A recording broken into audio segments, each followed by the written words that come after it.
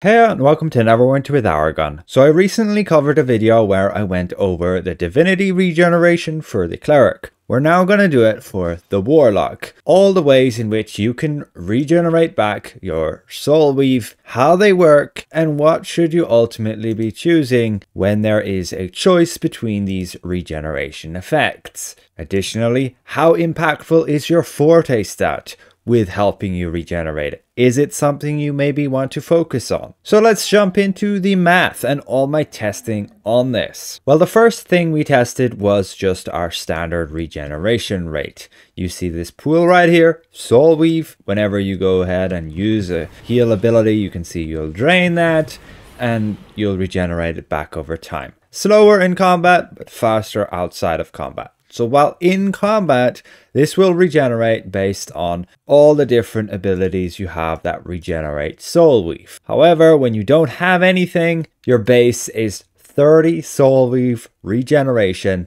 every 3 seconds. Then you have a feat, Essence of Power. Whenever you deal damage to an enemy, your Soulweave regeneration rate is increased for 6 seconds. So when we have this power and we're in combat and attack something, you will see you will gain that effect on your bar. Whenever you have this showing there, you know you have it active. So you just need to attack every 6 seconds and you'll maintain that regeneration buff. How potent is it? Well, it's 15%. Not bad at all. Now the matching feat with that is Essence of Time. Whenever you stop using Soulweave, you'll gain some stacks which will increase your regeneration rate. So the longer you go without spending any Soulweave, the more effective this will be. You'll see the stacks up here. When we stop using any heal powers, we'll go 2, 3, 4 stacks. And each stack is ultimately 10%, meaning you can gain 40% Soulweave regeneration at that max of 4 stacks. They'll remain until you use something which uses Soulweave. Our next ability is Soul Reclamation. Whenever you drop below 30% Soulweave, your little heal bot, your life spark, will channel into you, causing you to gain an increase in Soulweave regeneration. This is versus the top feat, which would just increase the effect of your healing at will with that in spirit. In most cases, you don't really need this healing at will anymore, so it can be better to just have that extra regeneration. And you'll see it here again when we use loads of our Soulweave dropping below 30%.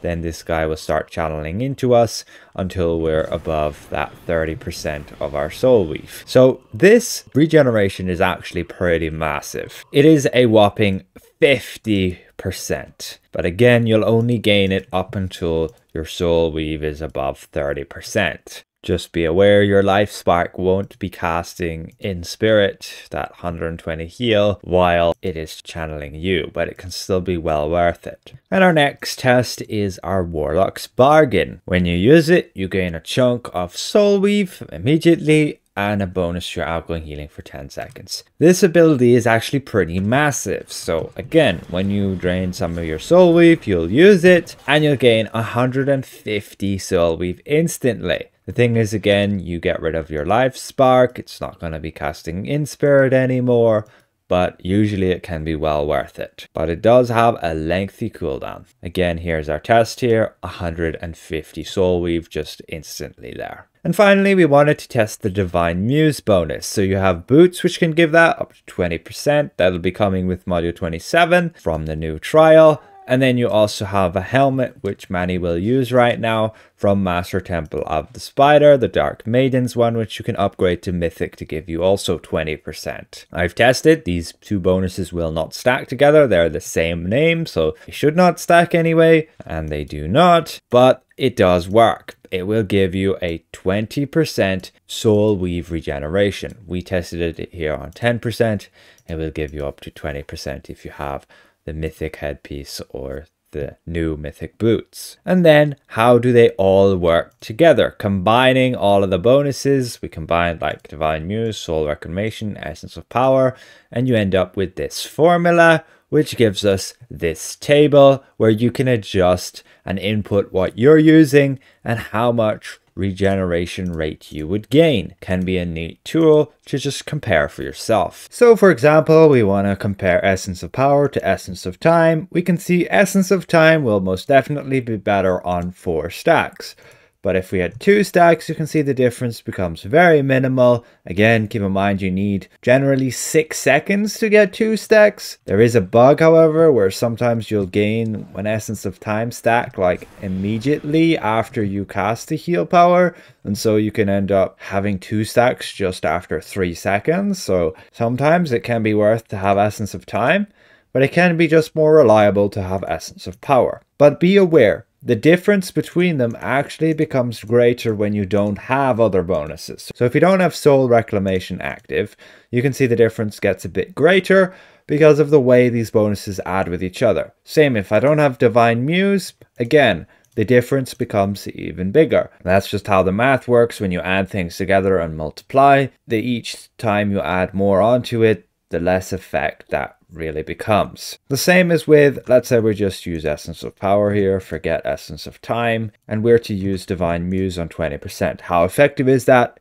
It's just 11% overall Soulweave regeneration, not actually that 20%. And if we had Soul Reclamation stacked with that, you can see now it only becomes like an 8.65% Soulweave regeneration rate, that 20%. So that's why on a Warlock Healer in particular, it's not that big of a deal to actually run that regeneration headpiece, especially when you can crutch Soul Reclamation. It is just a massive bonus, again adding to those other bonuses that you may be able to use. Same with Forte. For example, let's just make all this even here, and I was at 50% Forte and looking at to go to 90%. You can see adding 40% stats here onto our Forte would only give us 11% Soulweave regeneration. That's miserably low for a whopping 40% stats. But it is something, and yeah, it's impactful. If I just wanted to get 10%, it would only be a 3% gain. That is why most people just forget about Forte, don't worry about it, it's not going to be a big deal. Ultimately, again, you can use this tool for yourself, but be aware you have to go and download it